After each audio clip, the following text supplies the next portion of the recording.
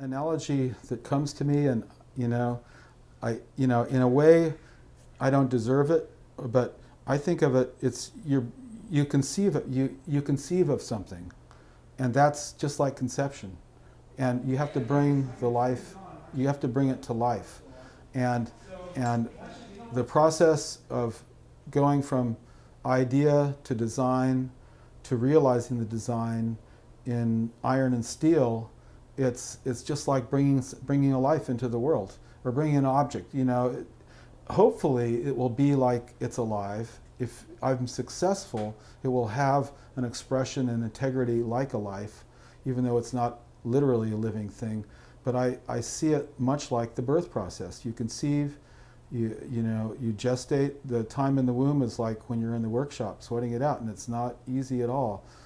There are times when it's sublime and wonderful, but a lot of just boring, mundane stuff, unpleasantness, things you didn't consider or didn't realize that could throw you off, and you need to just persevere and be patient and not blow your top and keep going, and then finally, in the end process, it comes to a crescendo, especially if you have a deadline for an installation or whatever. It is very much like giving birth to something, and but women, they're the only ones that get to say that, really. But to me, that's an analogy that has some legitimacy to it.